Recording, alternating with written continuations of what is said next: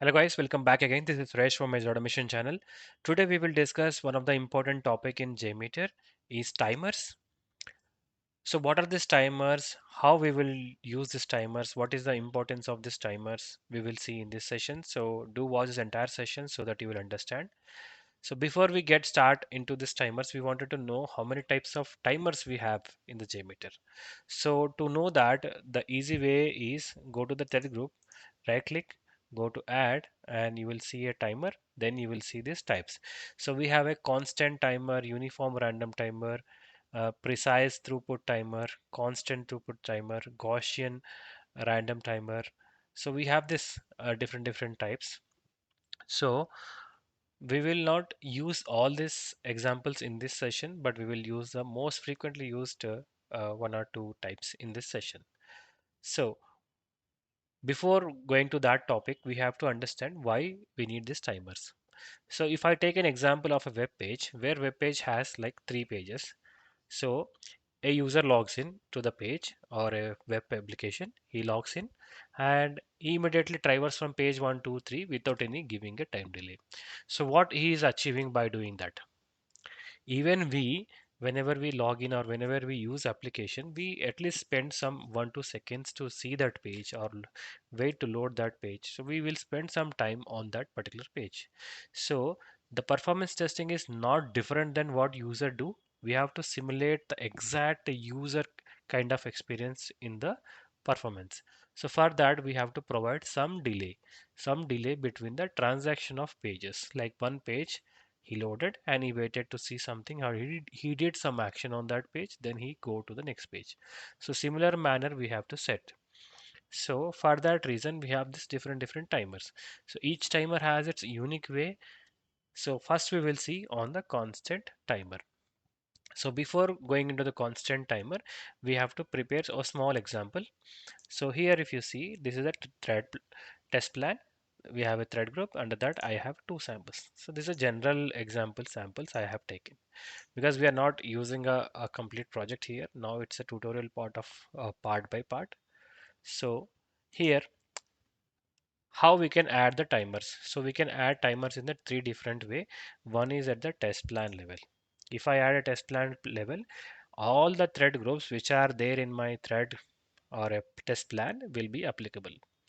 And if I provide a thread group level, all my samplers under my thread group will be applicable to use that a timer.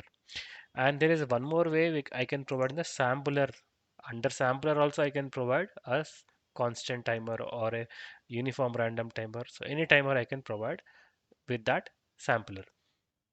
Now I will give a example of thread group now. So for the thread group I will add a simple timer, a constant timer. By the name itself, you will understand it's a constant timer. So if I provide a constant time delay between the samplers, it will take the same amount of time delay while executing. So here, if you see that it is a name, it's a generic name, you can modify, change at any point of time. Say example test. I can write something, I can add comments. There's a thread delay. That's a thread delay in milliseconds. So it's in the milliseconds, not in the seconds. So if I provide 3000, then it belongs to 3 seconds. Now I will add one more sampler or a listener. I will add a listener. So view results tree or a table. I will add a view results table.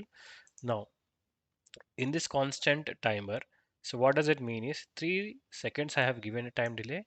So this first request will take at least 3 seconds to get that executed. After that second request will take a 3 seconds to get executed. So now I will right click and click start. Okay, I will click no and go to this. Now you can see there is no request is coming. There is a request came in after at least 3 seconds it has taken a delay. Now see, if I just disable this, right click and disable. If I rerun again, let me remove all my reports. Just start. If I go here, you can see there is no time delay between the two requests. Now if I again enable this and again I will clear, I will click on start. So now there is no request came here or a response came here. It takes a 3 seconds delay. So this is what the constant timer. I can add this constant timer on the sampler level as well. So I will do a copy and I will paste in the sampler as well. So in the sampler also it has there. So in the sampler what I will do, I will mark this as 2 seconds. So this name I will provide as some uh, sample sampler test. Now this 2 seconds plus 3 seconds. So this first request will take at least 5 seconds to get executed. Second request will take a 3 seconds because we have a timer on thread group level and also a sampler level. If I clear and again click on start, if I go to table, it will take at least 5 seconds to trigger that request. First request is done, second request, now it has executed. So this is how the constant timer will run. If I have a multiple thread groups, if I need a multiple thread groups to follow my constant timer, then I can put this timer on my test plan level. So this is one example. So I will now disable this constant timer. Now next one, I will again go to thread group, right click, add timers and uniform random timer. So now in this there are two elements. There is a thread delay properties. One is a random delay maximum and then you have a constant delay offset in milliseconds. So here this constant delay offset timer is same as our constant timer. If I provide a 1000, it is a 1 second of time. Every request will take at least 1 second to load. Now, at the random delay of maximum. So now I wanted to delay my request to follow between 1000 seconds to 5000 seconds. So this is my configuration. So on an average or a minimum time it will take my sampler to load will be taken with a constant delay of 1 second. Max to max it goes to the 5 seconds. Now if I right click and I will clear, right click and start. And if I go to my view results table, so it has taken some delay. Now next request. So at least it has taken 1 second of delay. Now if I increase little more, like if I wanted to delay it more than 3 seconds, so at least 3 seconds is my minimum time to load my request. Max to max it goes to the 5 seconds. Now again I will click on start.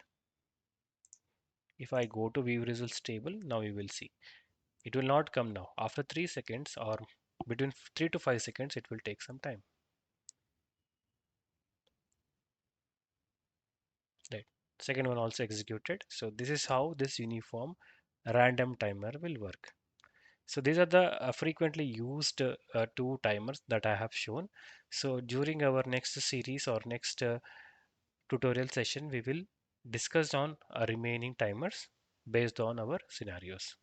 Hope this example is helpful for you. In case if you are new to my channel, do subscribe to my channel. If you have any questions, queries, do post in my comment section. I will help you out. Thank you.